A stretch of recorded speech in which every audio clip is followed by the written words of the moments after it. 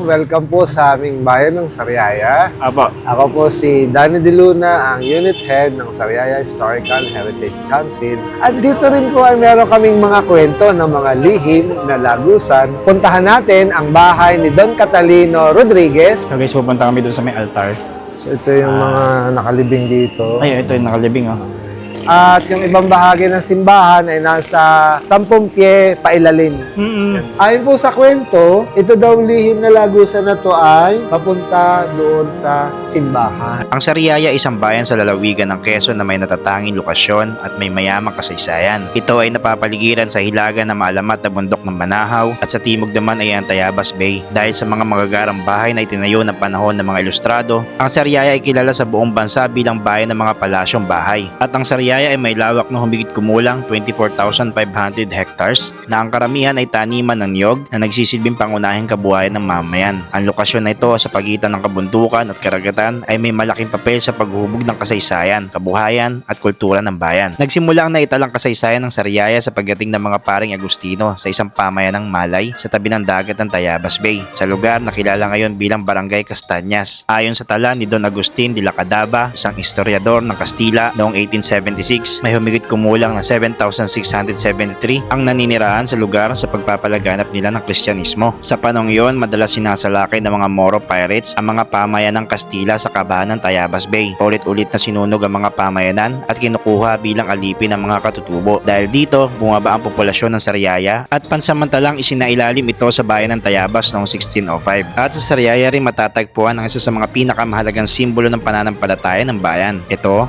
ay ang simbahan ng San Francisco de Assisi. Ito ay tinayo ng mga paring Fransiskano noong 1599 at si San Francisco de Assisi ang itinalagang patron ng bayan. Sa paglipas ng mga taon, ang simbahan at buong bayan ng Sariaya ay naging saksi sa katatagan ng Sariahanon. Sa kabila ng pananalakay, sakuna at patuloy na pagbabago ng panahon, nananatiling buhay ang kasaysayan, kultura at pananampalataya ng bayan. Isang pamana na patuloy na ipinagmamalaki at pinapasa sa mga susunod na henerasyon. Kaya tara, samahan niyo ako sa isang masayang paglalakbay at pagtuklas papuntang Sariaya, Quezon.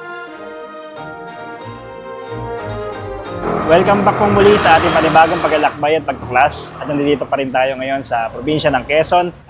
Nasa likod po natin ang simbahan ng St. Francis of Assisi. Dito po sa may Sariaya, no? Sa bayan ng Sariaya. Itutur ko kayo dito sa may simbahan ng Sariaya. At isa po ito sa mga pinakamagandang simbahan dito sa may Quezon. So meron sa ating sasama si Sir Danny ng Tourism. So siya yung magkikwento sa atin ng istorya ng simbahan. No? Nandito siya sa atin sa likod. Okay. Hello sir, good morning. Magandang umaga po sa inyo. Welcome po sa aming bayan ng Sariaya. Apo. Ako po si Danny De Luna, ang Unit Head ng Sariaya Historical Heritage Council at Tourism Operations Officer number 2 dito sa aming bayan ng Sariaya. Tayo po ay nasa harap ngayon ng ating simbahan ng St. Francis of Assisi Parish Church. At ito rin po ay isang diocesan shrine of Santo Cristo de Burgos.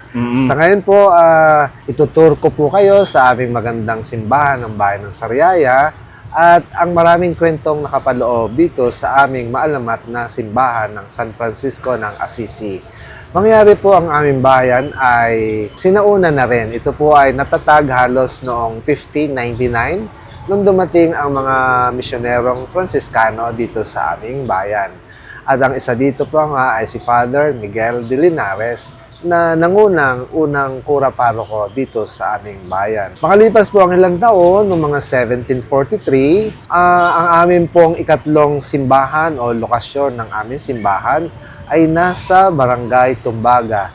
Yun lang po noong January 1743, nagkameron po ng malakas na baha at pag-ulan. Kung kaya't ang aming ikalawang sityo o lokasyon ng St. Francis of Assisi Church ay nadala po ng malakas na pagguho ng bato at malakas na tubig noong gabi po ng January 7 or 10 ng 1743. Dahil po may mga nag-survive ng mga tao sa Sariayahin sa pagguho ng aming simbahan noong panahong iyon, sa pangunguna po ng aming mayor na si Presidente Antonio Almasan. Nanguna po siya na mailipat ang ating bayan ng Sariaya dito sa kasalukuyang lokasyon. At ito na nga po ang nakikita natin sa aking likuran, ang maalamat na simbahan ng San Francisco ng Assisi at Diocesan Shrine ng Santo Cristo de Burgos. Maya-maya po tayo ay paparoon sa loob upang makita natin ang magaganda namang retablo sa loob ng aming simbahan. Yan lang po muna ngayon at hintayin po natin ang pagpasok natin sa loob ng simbahan. Okay, yon. So guys, yun. Napakahaba ng introduction ni Sir Danny. Pero yun nga guys is dito pala makikita na natin yung structure niya. Yan. Sa harapan, ayun yung facade, napakaganda. Tapos dito sa may left side natin, merong fountain dito. At kung matatanaw natin doon sa may dulo, sa may left side, is merong malaking akasya doon, no? So Sir Danny, meron palang may kwento pala rin yung Meron po ang kwento ng aming akasya. Ayon po sa mga kwento, ito daw po nung una ay talian ng mga barko ng panahon ng Kastila. At amin po sa pakiwari, ang aming puno ng akasya ay mahigit na 200 taon na at maring itinanim noong 1821. Kaya lang po dahil nga sa mga bagyo, ayan po yung aming akasya, medyo nabawasan na. Pero andun pa rin po ang mga kwento na maalamat sa likod ng puno ng aming akasya. So ibig sabihin sir, sabi niyo again na meron siyang historical marker din? Meron po. Dito po sa bandang paanan ng mga ugat ng malaking akasya namin, ay meron pong marker na nagsasabing siya ay isang centennial tree. Dahil po centennial tree, maaaring noong 1921 ay malaking puno na po siya. Kaya sa computation po namin, maaaring 1821 pa. Kaya ang lalaki po ng mga sanga at ang iba pong sanga ay halos malaki pa sa katawan ng tao. Pwede ba natin masilip, sir? Maaari po nating silipin. Pupunta po tayo sa dako roon. Yan po. Sige. So guys, pupuntahan natin yung yung mismong akasya, no. So dito makikita natin maraming sasakyan ngayon dahil merong sa loob, merong parang ililibing, no. Binibindisyonan yung namatay. So mamaya papasok tayo doon sa loob. Papakita namin sa inyo yung loob. So dito makikita natin yung mismong akasya na sinasabi ni Sir Danny. Yan, naglalakad kami ngayon. Napakataas na ito, guys, oh. Ayan, no. Pinutol na nga lang, no, Sir Danny, no? Pinutol na po kasi baka daw ma-imbalance at bumagsak sa mga makadisgrasya. Kaya hindi na siya ganun kataas. Pero centennial tree. Centennial tree po yan. Dito ba makikita natin malapit na yung marker ng Ayun, may marker nga tree. siya. So yan, guys, oh. Ito siya. Ay, kuya. Titingnan lang po namin Titingnan yung lang po marker. namin, sir. Salamat po. Ito yung marker. This akasya, the biggest kind of, in the Philippines, the biggest. One of the biggest of its kind in the Philippines. Ito pala. Meron So, siyang, inilagay po siya noong 1978. 1978. January 29, 1978. Ganyan siya kataas, guys, oh. Grabe, ang laki yan, no? Grabe lang. Tapos dito, sir, sa may gilid. Yan naman ang makikita natin sa likod. Yan po yung tinatawag naming lumang kumbento noong 1748. Ginawa, sa ngayon po siya ay paaralan ng St. Joseph Academy. Nandito po ang senior high school at saka yung elementary ng ating St. Joseph Academy. Pero noong 1748, ito po yung tinitirhan ng mga misyonerong Franciscano dito sa bayan ng Sariaya. Meron nga po kaming kwento na maaaring dito rin na tumira ang ibang mga paring nanggaling sa Laguna, pero dahil malaki nga po siya, ay siya ang original na kumbento namin. At dito rin po ay meron kaming mga kwento ng mga lihim na lagusan nung sinaunang panahon. At ayon sa kwento, yun daw pong altar ng Sariaya ay may lihim na lagusan patungo dito sa loob ng lumang kumbento ng aming bayan ng Sariaya. At ayon naman po sa mga kwento, ito daw pong lagusan na to ay ginagamit ng mga Pransiskanong misyonero pag merong mga kaguluhan o hindi magandang pangyayari upang umiwas sila sa kapahamakan. Sa ngayon po, ayon dun sa school directress ng school ng St. Joseph Academy, sinaraduhan na daw po ang lagusan na to at baka makadisgrasya dahil baka tirahan ng mababangis na ahas at makadisgrasya po sa tao. Kaya meron na pong nakasarado doong parang pintuan o bakal o metallic na pinto. Pero sa ngayon po, yun daw bahagi ng lagusan na yon ay talagang lagusan din ng parang drainage ng tubig. Kaya maaaring yung pinanggalingan ng lagusan ay merong source ng tubig at itong tubig na ito ay patungo sa tinatawag naming ilog ng Mamala. Na katabi lang po nitong aming simbahan o itong parokya ni San Francisco ng Assisi. So yung lagusan na yun, visible pa rin, makikita pa rin natin. Yung pong pinaka-entrance ng lagusan ay nandun po sa loob ng St. Joseph Academy. Pero yung lagusan po doon sa bahagi ng simbahan, maaaring sinaraduhan na po kasi mga kwento na lang po yung ating naabutan. Pero nung ako po ay itinur ng school directress ng St. Joseph Academy, ayon sa kanya ay meron ng nakaharang na pinto doon para hindi na siya mapasok ng mga mag-aaral na bata na maaaring maligaw o mapahamak doon sa lihim na lagusan. Ngayon dahil nasabi na nung school directress, hindi na siguro siya lihim kasi at saka nakasarado na. Hindi na siya pwedeng pasukin. Pero doon sir, pwede mo ituro lang sa akin kung mamaya ituro natin sa kanila kung saan lang siya. Kung saan ang posibleng lagusan. Mamaya po pagpasok natin sa loob ng simbahan, ipapakita po natin yung posibleng bahagi ng lagusan nun sa may bahagi ng altar.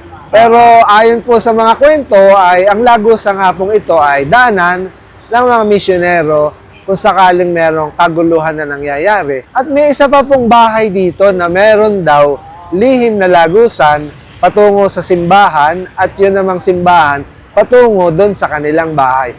Mamaya po, baka puntahan natin ang bahay ni Don Catalino Rodriguez na isa doon sa bahay na merong kwento ng lihim na lagusan patungo sa simbahan ng bayan ng Sariaya. Ayun. So mamaya tingnan din natin sir, no? Yes, yung na yun. So guys, meron din pala dito na isang bahay na meron ding lagusan. Yung Don Catalino Ancestral House, papunta dito sa may mismong simbahan, no? So magandang maganda tuklasin 'yan, no? So mamaya papasok kami doon, papakita namin sa inyo yung mismong loob ng simbahan. No? Okay guys, papasok na tayo doon sa may mismong loob ng simbahan ng St. Francis Assisi. Yan. So ito siya. Makikita natin. Ayan si Sir Danny. Bali, sir, papasok na po tayo ng simbahan, no? Papasok na po tayo pero dahil meron daw pong misa ng alas 11, medyo meron po tayong mga 10 minutes. Okay. Para, sige, para ikutin lang yun. Para ikutin. Okay. So tara. Dito pa lang, makikita mo na talaga, napakalawak rin, ano? Wow. So ito na yung itsura niya guys, sa may loob. Yan. Saan ang punta natin, Sir Danny? Pupunta tayo sa may altar Altar. na Santo Cristo de Burgos. Then dadaanan natin yung ating si Father Inocencio Herrera, yung isa sa mga 15 martyrs of Bicol. And then kung meron pa tayong time, silip lang tayo dun sa sacristy, makita natin yung lumang itsura ng simbahan ng Sariaya nung ito ay ginawa noong unang panahon. So tara sir. So guys, pupunta kami doon sa may altar. So ito yung mga nakalibing dito. Ay, ito yung nakalibing, oh. So yun yung sacristy. Yun ang itsura ng lumang simbahan ng Sariaya. May mga bricks. Pwede punta natin ngayon, sir? Pwede silip natin. lang natin. Para makita lang natin yung pinaka itsura talaga ng ng mga bricks, no. Pero dito lang tayo kasi may tao sila. May tao. So may mga painting doon. So ito naman yung parang tinatawag na pulpito ng mga Franciscan na pumupunta dyan yung mga pare. Una, dahil wala namang microphone, so diyan sila doon sila nakapwesto. Mm-hmm. So So, ayun, meron din mga Ayun nga, ito nga oh. mayayaman na inilibing dito sa bayan ng Sariaya. So, andito na po tayo sa mapaghimalang imahe ng Senyor Santo Cristo de Burgos. Ito po yung imahe na nanggaling dun sa aming lumang simbahan ng Sariaya noong 1743. At ayon sa mga kwento ng matatanda ay isa daw po siya sa mga imahe na mahimala at nag-survive sa mga panununog na naganap noong panahon ng Kastila. At ayon din sa mga mananampalataya, ang imahe po ng Santo Cristo de Burgos ay regalo ng Haring Felipe ng Espanya. At siya nagpapagaling ng mga may sakit at mga karamdaman. Marami pong nagdedeboto sa kanya. Ang kanya pong kapistahan ay September 14. Ito po yung tinatawag na Feast of the Exaltation of the Cross. Okay. So, una po, ang imahen ay inilalabas sa pagprosesyon tuwing kapistahan. Pero dahil po sa katandaan ng imahe na ito, dito na lang po siya nanatili sa loob ng simbahan. At ang inilalabas po sa prosesyon ay yung kanyang replika. At ito naman pong replika, ayon sa aming mga nakakatanda sa simbahan, ay ito daw po ay kahoy ng akasya na nakita natin kani-kanina. At ito'y bahagi ng malaking puno ng akasya na natumba noong 2000. Okay, yung pala. Ayan po. So, Ito, guys. ayan po ang ating Senyor Santo Cristo. Senyor Santo Cristo. Sir Danny, saan dito banda yung sinasabi mong di umano, yung tunnel ba yun? Ayon sa mga kwento, ang tunnel daw po dito ay doon sa likod ng altar. Saan banda? Ito po yung likod ng altar. Okay. Diyan sa may labas. Ngayon daw po, dahil meron ng nakapatong na altar, natabunan na yung lagusan na yun. Okay guys, hindi tayo makapag-video doon sa loob kasi merong misa, no? So, dito naman sa may labas, sa may gilid, ipapasyal din namin kayo kasi makikita natin dito talaga yung pinaka-original, no? Na mismong mga bricks talaga. Bricks, Oo. Pero kung mapapansin natin, Sir Danny, no? Yung mga bricks niya, talagang parang ito talaga yung original. Original daw Ito po talaga yan, original. mga 1748. So, ayon po sa mga kwento ng matatanda, yung bricks namin ay galing sa Bundok Banahaw. At yung pinagkunan ng bricks na ito ay yung tinatawag namin na tipaka ng bato. So, nung una daw panahon, sa panahon ng Kastila, ang lahat ng tao, pamula 15 anyos hanggang pataas, ay kailangan na magbigay ng serbisyong libre, yung tinatawag na polo e serbisyo, para gumawa ng simbahan. So, ang mga tao noon ay may obligasyon na magbigay ng serbisyo ng mahigit na, pag hindi ako nagkakamali, 100 oras. Pero mapapansin natin, Sir Danny, no? Dito siya sa ano na to. Pero hindi naman siya nag-ano, no? Yung parang Matigas pa rin siya. matigas pa rin siya. no? Matigas pa rin. So, ang ginawa doon kasi sa may harapan, nilagyan na ng ano, na Nilagyan na siya ng palitada, Palitada. simento, kasi para daw nagpupulbos. Oo. Para siyang nababakbak. Pero maganda sana, Sir Danny. Maganda kung sana, ano. wala talaga. Oo, yung ganito, no? Para So, makita mo talaga. Mapapansin po natin sa mga ibang lumang simbahan, parang bricks din po. So ayon naman po dun sa mga expert, ito daw po ay hindi basta bricks. Siya ay tinatawag sa Ingles na volcanic tuff. So ibig sabihin, itong mga batong to ay nabuo nung pumutok ang Bulkan Banahaw, ilang daang taon na ang nakalipas. At ayon naman daw po sa mga taga-pillbox ay nagkameron ng, ayon sa mga ebidensya na nakakalap ng pillbox, ay ang bundok Banahaw ngayon ay isa ng dormant volcano. Pero maaaring ito'y pumutok bago dumating ang mga Kastila noong 1521. Yun pala yung pinaka-kwento po, no? Yun po ang kwento. Grabe, no? Yung kwento, no? Pero isa sa mga napansin ko dito sa may Sariaya, yung hangin napakalakas. Nahangin yung buhok natin, no? So after natin dito, guys, is pupunta tayo dun sa may ruins. At sabi ni Sir Danny, papasyalan natin yung dating simbahan daw, no?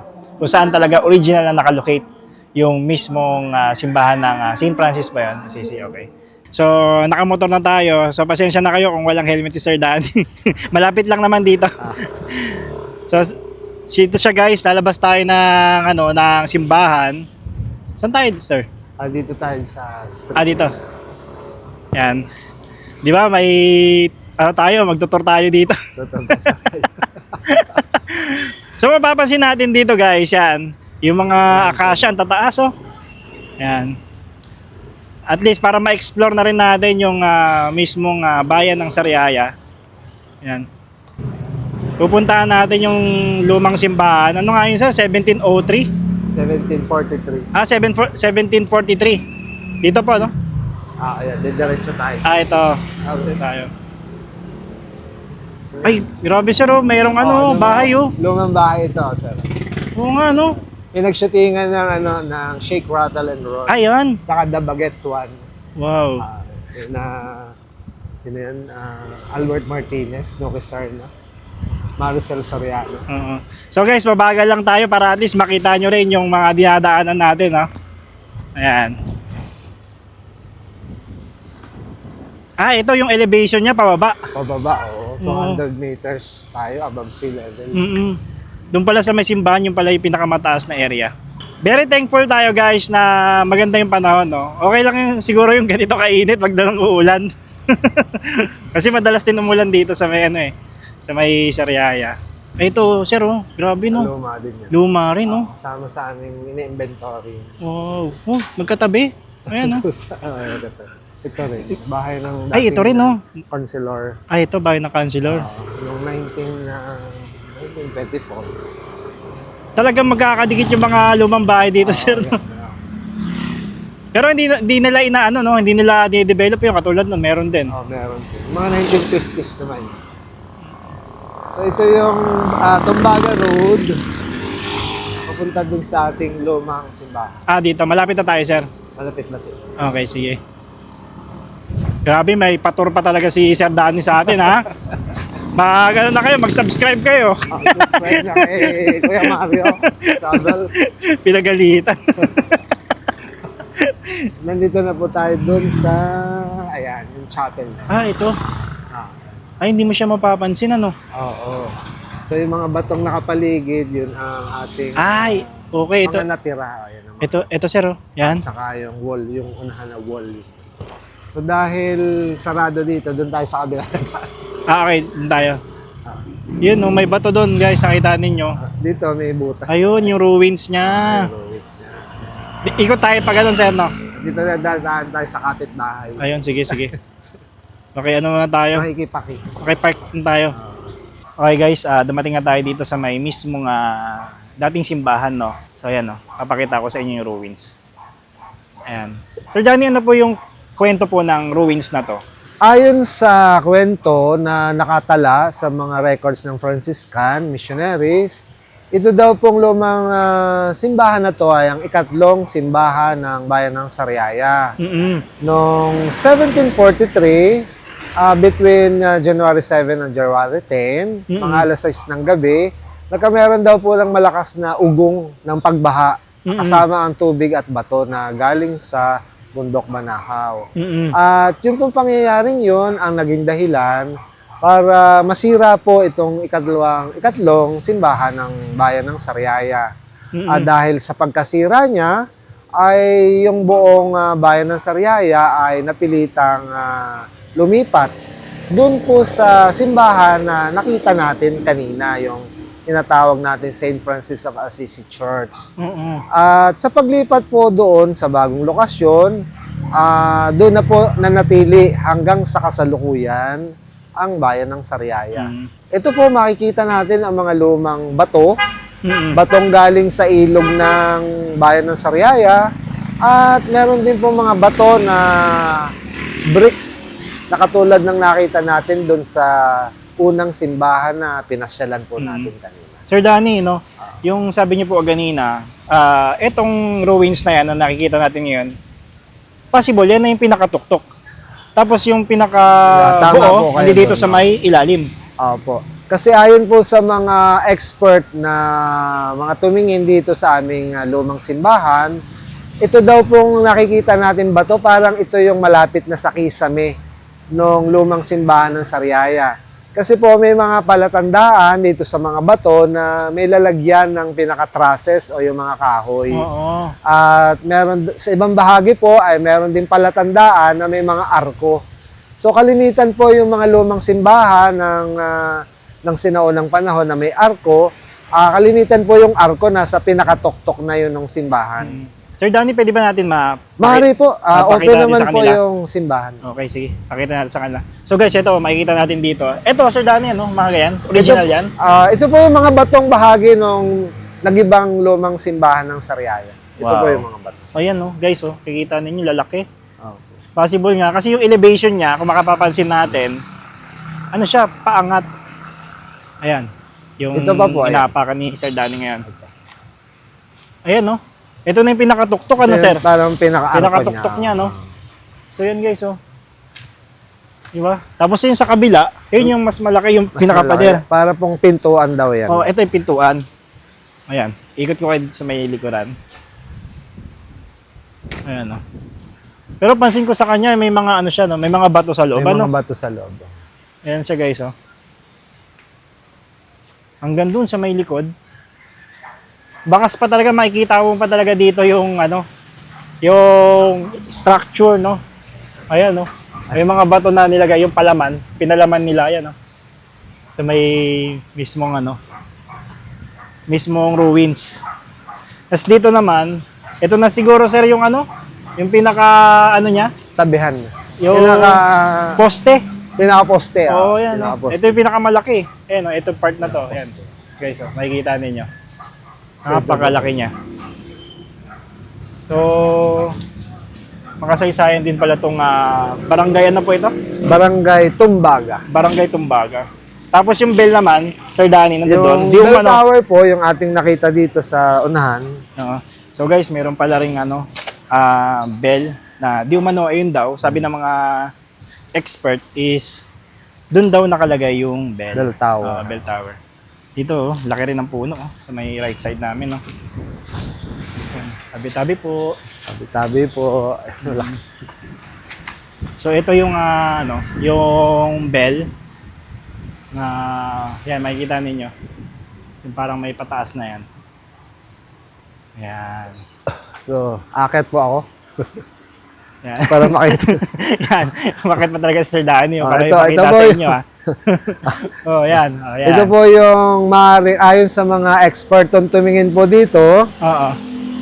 Ito daw pong tumpok ng bato, maaring ito dito nakalagay yung bell tower. Oo. Kasi mataas na po yung lugar na to. At yung ibang bahagi ng simbahan ay nasa 10 pie pailalim. Mm-mm. Yan po. Grabe, no? Makikita mo talaga sa kanya, Sir Danny, no? Mm. Eh, no, yung mga adobe. Mga adobe po. Adobe stone, no? Ayan, no? Okay, so. Oh. Tapos mataas siya, tapos pag ganun siya, oh. Kapag ano. Oo. Grabe. Tapos ito naman po yung mga ano, bato rin, no? bahagi ng dingding ng simbahan. Ay, ito na yung pinakabahagi, yung paikot. Ito. Ayan, guys, mapapansin Ito natin. yung no? bahagi ng dingding ng simbahan. Oo nga, oh. Itong ano na to, itong uka na to na nakikita ninyo, yan. Ito po. Yung medyo paangat na yan. Paikot po dito. Oo, paikot na Hanggang pala dito yun, po. papunta dun, sa may likod. Ayan. So ito po, Ayan, ayun. ayon sa mga tumingin, ito daw po yung paikot na bahagi ng altar. Oo, ayun na nga. Oh. Ayan. Paikot na nga siya. Pabi. Pag ganun siya. Oh. Parang Paikot. katulad po siya nun. Oo. Na ano lang ng ano eh, ng mga puno ng saging. Hanggang dito po yun. Ayun, yun. Puntahan natin. Yan, pabi. Ayun, hanggang dun sa dulo yung pabi. Ayan, pabi Pag na. ganun. Tapos paikot na siya yun. Paikot na po. Yun na, yung may mga nakaano na yun. Makikita natin. Ang laki pala, no? Sa dami, Malaki no? rin mo. Tara, balik tayo. Ayan, no? Yung bakas ng ano. Di ko lang maipakita sa inyo yung pinaka ano kasi maraming halaman. Marami siyang halaman na. Pero kung malilinisan yan, Sir Danny, Makikita po yung kitang-kita talaga. Makikita yung mga bato. Ito po yung mga bato. Yun yung mga bato, guys. Oh. Pinakadingding. Ayan, Pantay. ayan yung pinakadingding. Hanggang doon, paikot. Doon sa may dulo, inikutan namin. So yun, nakakamangha lang dito sa may Sariaya kasi Maraming ang mga kwento, no? Katulad nito, yung simbahan na luma. So, napaka-makasaysayan nito. So hindi lang po pala pagbaha, paglindol, kundi pagsalakay din ng mga moro. So yun guys, so ito, mayroong scroll dito na ano pala dito. Akala ko kasi walang walang marker eh. Ito pala, baga, yung pinaka-kwento niya, no? So, sayang lang rin, no? Sayang lang. Sayang siya Sayang. na hindi siya Hindi masyadong na-preserve. na-preserve. Sayang. Pero ayon din po sa mga kwento ng matatanda, ito pong lugar na to, nandun daw naman yung ibang bahagi, kasi may mga bato pa ron. Parang itong compound na ito, yung bahay ng mga pari. Itong Ito yung simbahan, dito sa bandang dito, ang bahay ng mga pari. maliwalas dito, no? Sir Danny, no? So Sobrang ito po, liwalas. makikita pa natin yung mga bricks. Ay, mga bricks, oh. Original pa, oh. Puro original pa, no? Mga original po. Pero yung ibang mga kinukolekta nila yan, no? Collect. Para mabuo, may mabuo. Opo, ayan. Ito pa, mga bricks din yata. Ayan. Ay, mga bricks, no? Ayan, no, guys, oh. Sayang lang, no? Hindi Sayang lang. na-preserve. So, Tuloy ko na to. yun, napakita namin sa inyo yung simbahan dito. At after dito, pupunta na kami kay Ate Tess doon sa Don Catalino Ancestral House. So, nandoon yung tunnel. Visible pa yon, may kita natin doon. So, tara, at samahan nyo kami. Okay guys, nandito tayo sa may Don Catalino Ancestral House, no? Ate Tess! At ayan, kinakatok na ni Tao Sir Danny. po! Ayan. Papasok na po tayo sa bahay ni Don Don Catalino. Catalino Rodriguez, ang presidente o mayor nung taon ng 1922. Oh, okay. Panahon ng mga Americans. Mm-mm. So ito po yung kanilang tinatawag na antesala. Okay, ito na. Mapapansin po natin yung tiles ay Machuca tiles. Ito daw po yung mga tiles na ginawa ng Machuca Tile Company na nag-i-exist pa ho ngayon. At sila ay nandun sa San Miguel yata. San Miguel, malapit sa Malacanang. Mm-mm. So, yun po yung mga tinatawag na artistic na Machuca tiles. Mm-mm. Ito naman po yung kanilang CR. Oo. Dito po sa kanan ko makikita natin ang mga lumang bote ng soft drinks. So kung alam niyo yung mga boteng yan, ibig sabihin ay nakaka-relate tayo dyan sa timeline ng mga boteng yan. Sa totoo po, yung iba dyan hindi ko na inabot. Ang inabot ko lang po ay ito.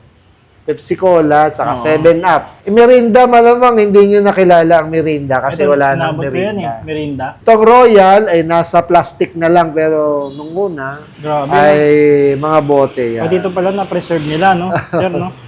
Yan. Yan guys, nakita ninyo. Dito sa loob ng... So ito pong bahay ni Don Catalino lagi na feature sa Manila Bulletin sa travel section kaya ayun po yung picture ng mga bahay na ancestral sa Sariaya. So ayan, nandito na po tayo sa tinatawag na komedor ng bahay ng Don Catalino Ancestral House.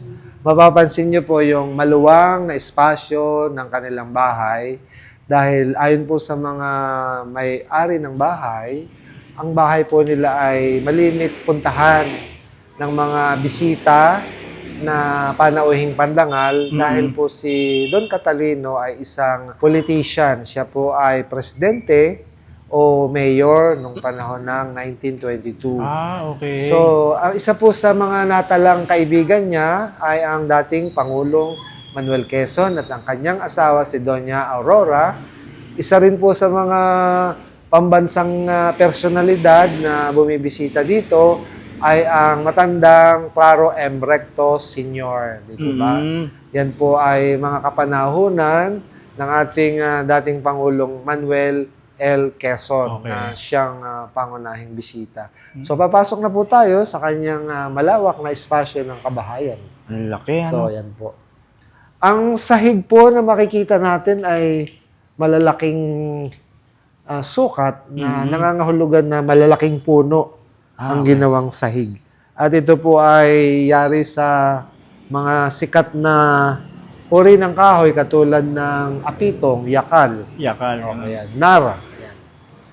Grabe. So, tuloy-tuloy na po tayo sa loob ng bahay. Ito naman po yung lugar na tinatawag na, ang tawag dito ay, nalimutan ko ang tawag. Pero ito po yung bungad na pagpasok talaga nung bahay ng Don Catalino. Ito talaga yung pinaka-entrance Oo, yung niya. dinanan po natin kanina, doon po yung likuran. So, mapapansin nyo po yung uri ng semento na parang meron siyang mga marmol na dinurog. Ayon po sa mga expertong architect, yan daw po ang uri ng estilo ng paggawa ng sahig nun. Nung una po, naririnig ko sa mga tiyo ko, sa ama ko, ang tawag po daw nila dyan, granulated. Granulated. Granulated, ibig sabihin yung mga marble ay pinira-piraso, pinukpok, para maging maliliit na pebbles. At nakadesign yan. Kaya mga Granulated white, dyan. ito mga puti na po na yan, no? Oo, Yan, yan. Yan. So, maganda mo pagkakagawa. At kung titingnan natin yung kisame, yung mga dingding, may mapapansin po tayo mga painting. Ay, oo, meron nga. Painting po ng rambutan. Ayan. Oo.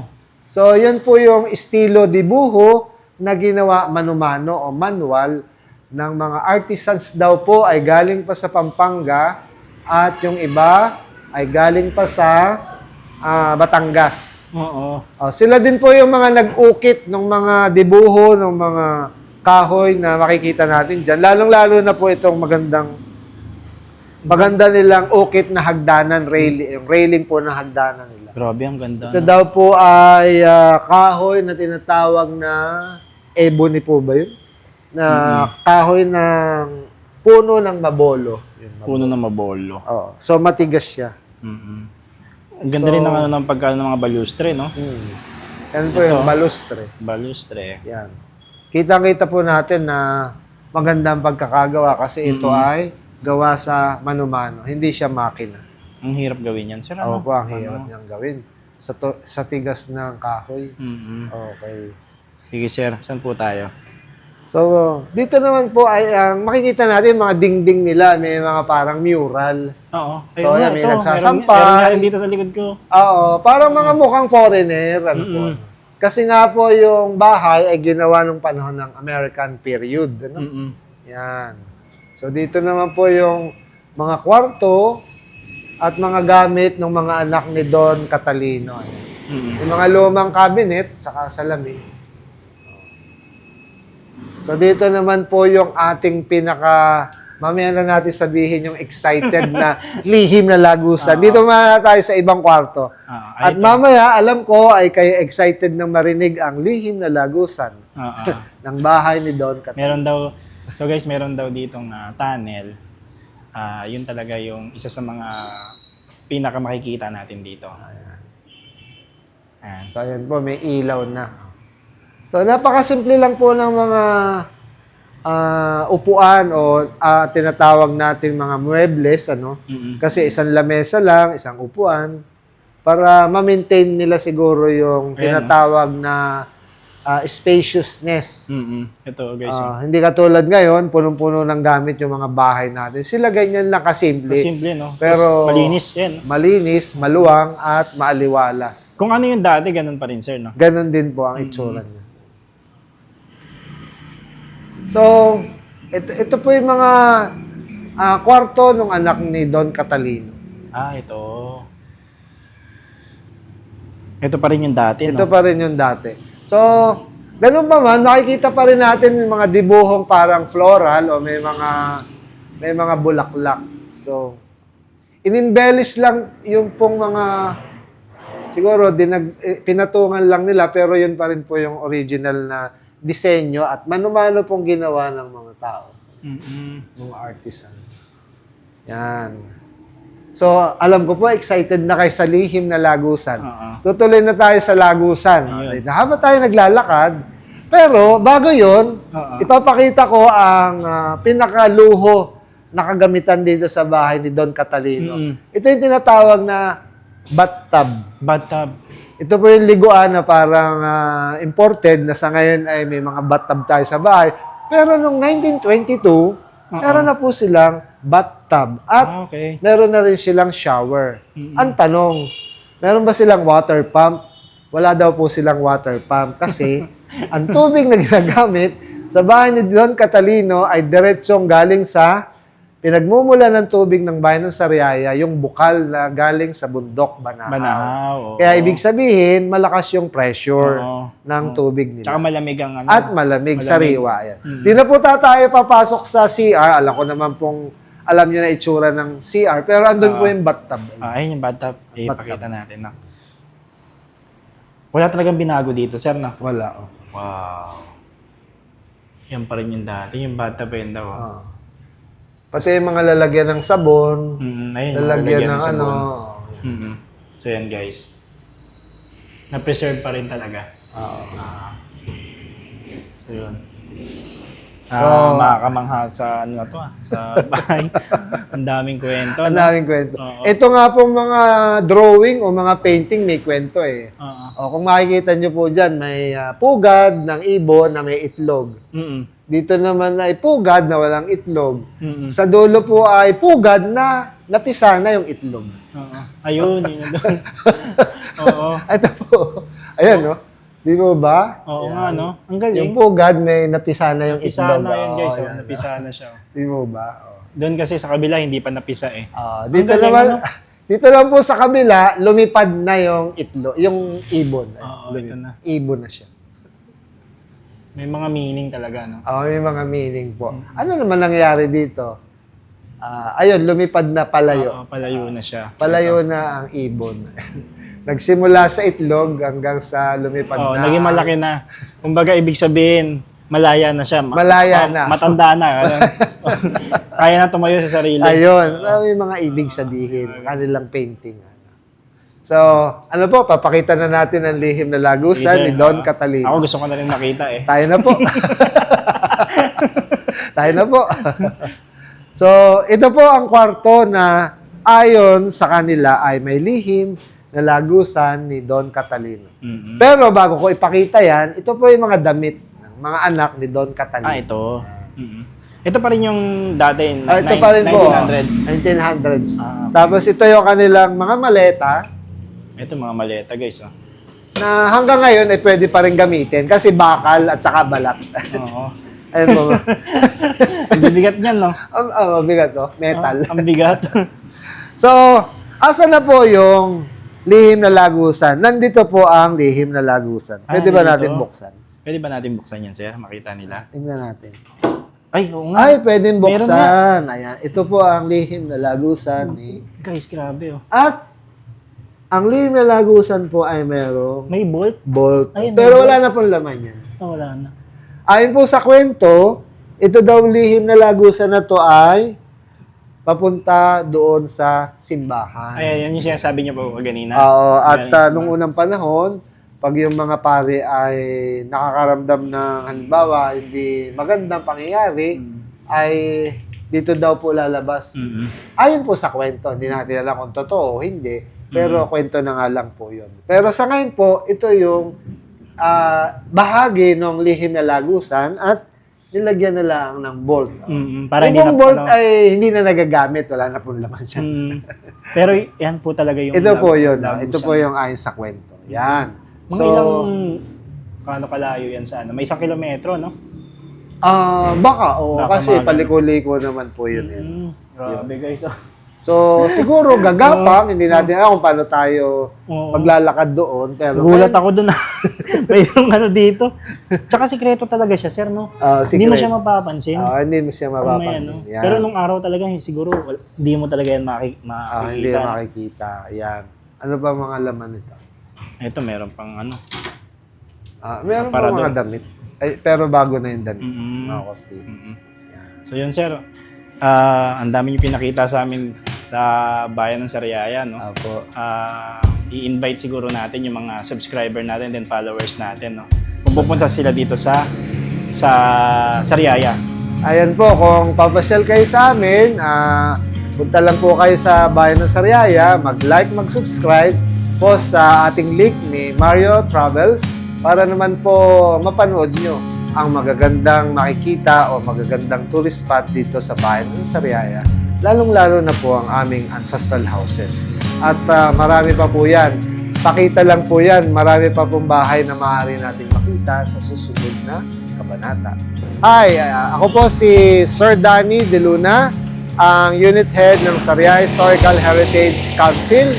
At para po sa ating mga tagahanga, mga taga-subaybay, kung nais nyo pong mamasyal sa aming bayan ng Sariaya, ang Art Deco capital of Southern Tagalog, kontakin lang po ang Sariaya Tourism Culture and Arts Office na matatagpuan sa Facebook page.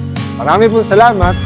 It's been a long time, but I remember it well. Just like the photo we keep on the shelf. Oh, we were young. Oh, we were young. Now 10 years have passed and we're still locked in time. I don't take for granted the years that go by. Started with a gaze, here we remain. All of the moments collected in time, perfectly bound like your hand fits in mine. Lucky to find what we're both looking for in this life. My heart is aching, but somehow